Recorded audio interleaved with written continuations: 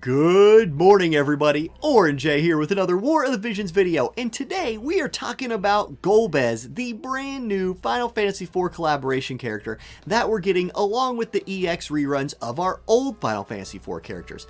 And let me say straight off, we seem pretty split. As a community on this guy, I've seen a lot of comments, a lot of discussion about how, big fans of the IP, we really want the Final Fantasy IV characters and they're excited for GOLBEZ, they're pulling them no matter what. I've also seen a bunch of talk of like, oh man, Final Fantasy VI is right around the corner and it's looking so good. You got Persona 5 Warrior of the Crystal coming out, so I'm staying strong.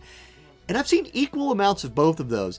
But I bet you there's a lot of you that also are kind of on the fence, and maybe if you're reading all these comments, you're a little confused. Okay, let's try and clear the air a little bit. Let's talk about what GOLBEZ is supposed to do and if he'll be good at doing it. I really like to start my preview videos by comparing stats to a character that we're very familiar with in the game. And for GOLBEZ, I'm going to use Black Rose Helena. If you've played this game for any amount of time, you've seen Black Rose Helena in some form. And I think statistically, these two are super comparable to each other, right? Very similar HP, very similar magic, agility. GOLBEZ bringing 12 defense and 0 spirit, Helena bringing 6 spirit, 0 defense. So there's a split. GOLBEZ 12 defense is nothing to joke at, and I'm telling you guys, he's going to be a thick boy. He's going to be a hard dude to kill. When you look at their resists, they're both weak to light, both strong to slash, both weak to pierce. GOLBEZ is particularly weak to strike. Helena's also kind of weak to strike. They're both strong to missile, both strong to magic, and like very, very similar. Now, when you get to the bottom of this page, this is where I think you're going to start to see a difference in these units as far as what they're kind of supposed to do. Obviously, as mages, they're both supposed to kill the enemy team. That's pretty obvious. Helena brings 20 magic resist penetration, straight up helping her kill the enemy team. GOLBEZ brings casting speed down. That's what attack activation time minus 300 is. It will help him cast his skills faster. And now that's another theme of GOLBEZ that we can get into. He has the tools in his kit to be like, boom, be dropping spells instantly. So okay, let's look at that. Like let's dig a little deeper into our guy here, and we'll start on this page. Now, look at his master ability right here. I'm going to go ahead and highlight it. He gets the dark HP and dark attack up. Really good, standard for new units. He gets 15% magic. That will boost his damage. And he gets skill activation time minus 300. This is what you saw on that stat page. So, okay, there's 300 skill activation time down. His TMR, his helmet, right? This is what it's called on the JP site, the GOLBEZ helmet.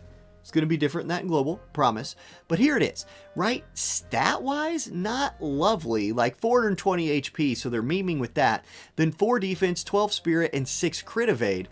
Okay.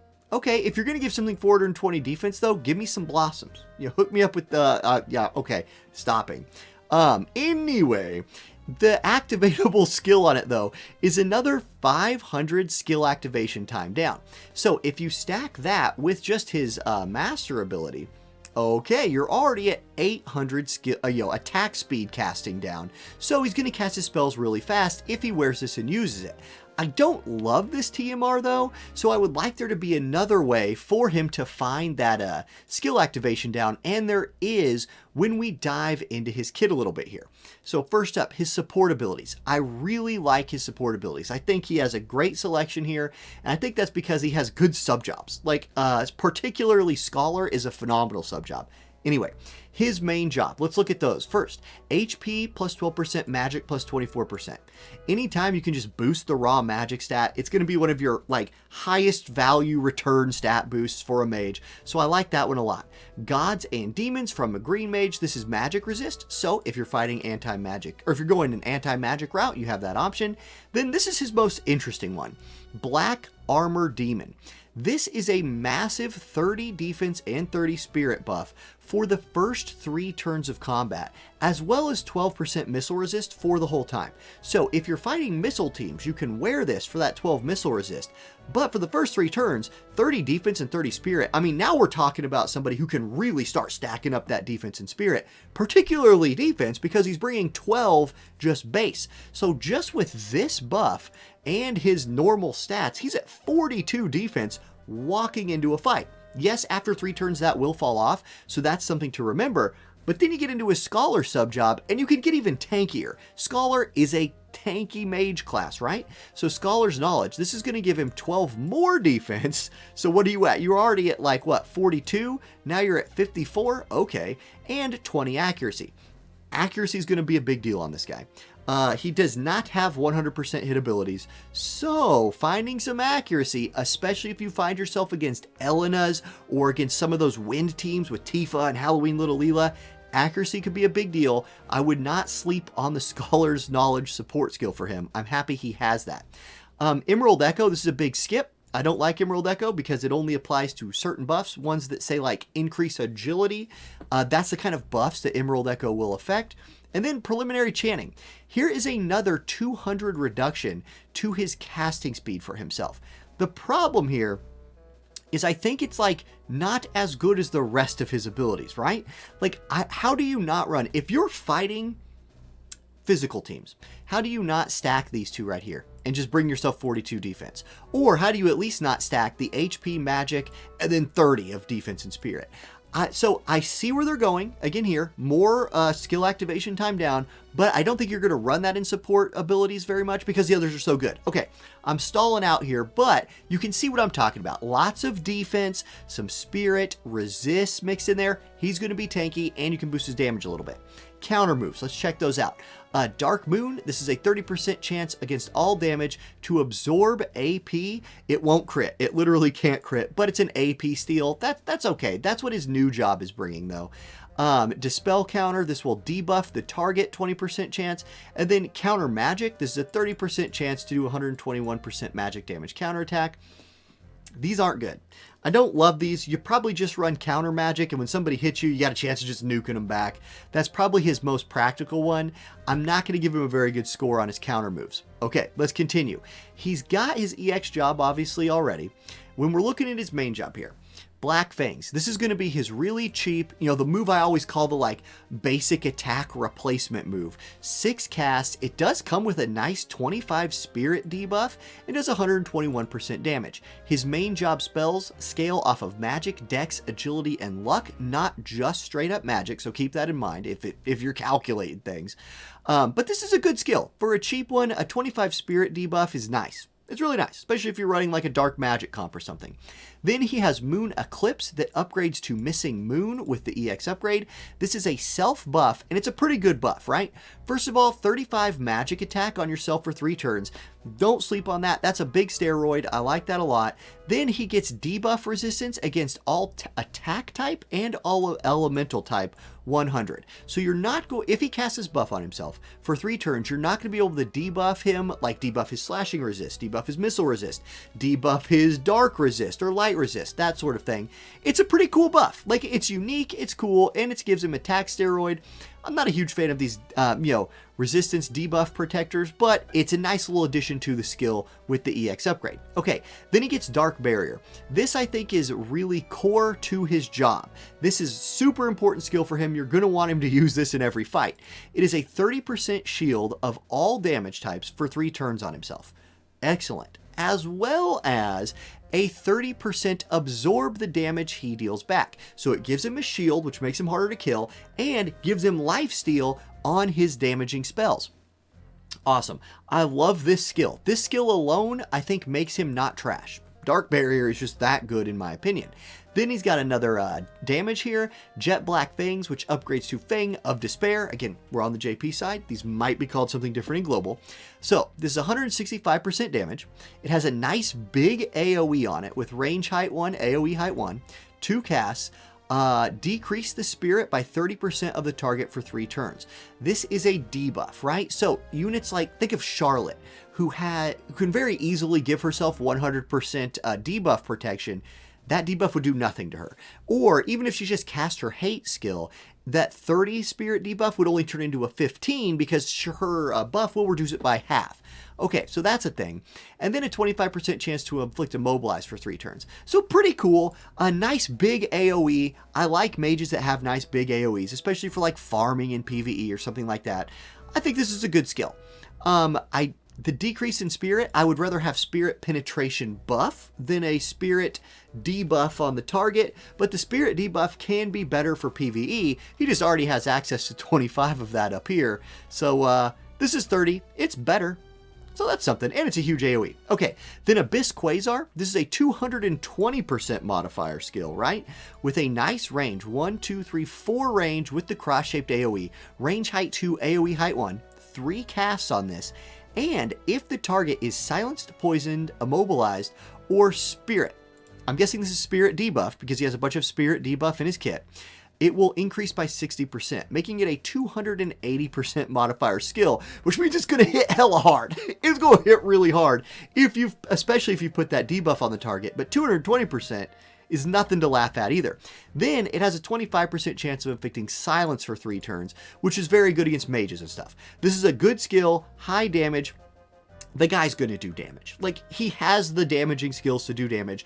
Dark has a lot of like, Dark's a good element. I don't think he's going to lack for damage if that's what you're worried about. Okay, then his job level 25 ability is Meteor, which fits GOLBEZ, right? If you watch the little video from the intro, he's dropping meteors in Final Fantasy IV. It makes sense. So this dispels auto revive for the target. So re-raise, it will remove re-raise.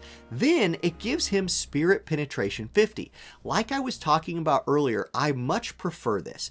Buffing your own spirit penetration is unresistible by the target. So, you do this, you now just straight up ignore 50% of the target's spirit, and if you can then debuff their spirit more if it's a target that lets you do that, making him very hard to tank. This will help his damage. This is also a 220% damage modifier skill. However, this one is a single target. But if you're fighting against somebody who's running a tank, let's say, maybe they're running like Aerith and a tank, and Aerith has put re-raise on the target, or probably more commonly, you're fighting somebody running Yuna and a tank, and Yuna has put re-raise on Engelbert. You can walk up to Engelbert, hit him with this meteor, no more re-raise for him. That's really nice. And with that spirit penetration and being a dark unit, if this dude hits Engelbert with this spell, you might see some really big damage numbers on an Engelbert.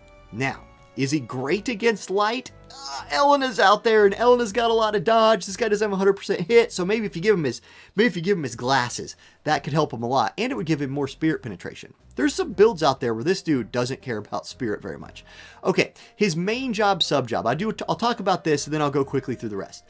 Drain, this is cool. I think it synergizes with his kit because you want to like have your shield be draining the enemy's HP, so this would be like a double drain attack, but it doesn't hit super hard. It is colorless. That's something to keep in mind. And then he has Bioga. AoE, 50% chance to poison, 185% modifier. Again, if somebody's running like an anti-dark team and stacking dark resist, and you have Jet Black Mage on, I think there's a chance he would cast this because it's colorless. Okay, that's something. Green Mage, you basically run Green Mage for this is Vitalize in Global. It's a 25% agility buff. If you want to have him buff your teammates a little bit, he has this as an option. However, I think his self buffs are too important, right? I would much rather him cast Dark Barrier and Missing Moon on himself than I would have him be buffing the agility of somebody in my team. But if you're using him for PvE, you do get access to a weak, is what it's called on this site. Weak as in days of, anyway. It's an elemental resistance debuff, hits it in AoE, useful for PvE, right? Okay, now Scholar, this is the job I think most people will run as his sub-job because it gives you access to more defense. So Law of Solidity, this is a self-only 15 defense and defense debuff resistance 100% buff. You can see how easy it would be, especially during the first 3 turns of a fight, to give this guy 100 defense. Not only that, give him 100 defense and immune to defense debuffing. That will not help him against defense penetration, which is out there, but if you could find a physical team, a full-on physical team, and you're walking out there with 100 defense, good luck killing him. Even if they have some defense pin, he's still going to do a lot of mitigating with all that defense and his shield. I love Scholar on this guy. Okay, the attacks I think are just kind of whatever, but then you have speed reading. This is a CT restore, right? So he'll get a turn quicker, again, because he's buffing his speed a little bit here. And it's another 350 skill activation time down. Awesome. This is cool, synergizes with his kit, but again, we're running into a problem here. That's a lot of buffs. he almost has like too many good buffs he can cast.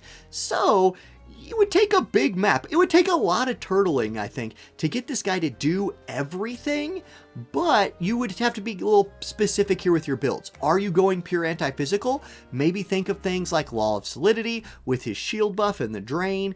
Are you going pure damage? Maybe go speed reading plus his his magic buff. Oh, he also has dark collars for a pure dark group, which is dark attack 25 for allies. Really good in a mixed damage type dark team because dark attack will help your physical units, your magic units, helps everybody.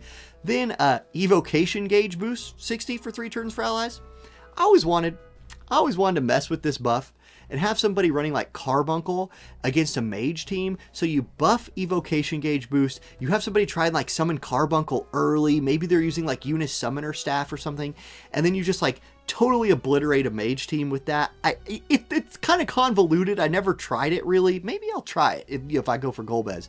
And then single target resist for allies. This is a really good buff. Dark Color is a really good buff.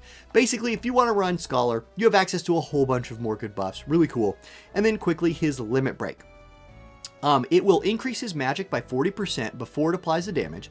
Then 200% damage modifier. Hits in a nice cross-base AoE, range 1, 2, 3, 4. Okay. Increase his defense by 20 for 3 turns. So it's another defense buff that kind of...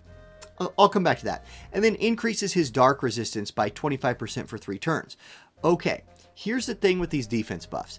If you cast his Limit Break and you're also running Law of Solidity, that they don't synergize. You won't get the defense from this if you've already got the defense from this. This is 20, so if you want him casting his Limit Break, which it comes at a hefty 63 AP cost, even for a mage, that's steep. So keep that in mind. But if you have him cast this, don't run this. Don't buff your defense after already getting a defense buff.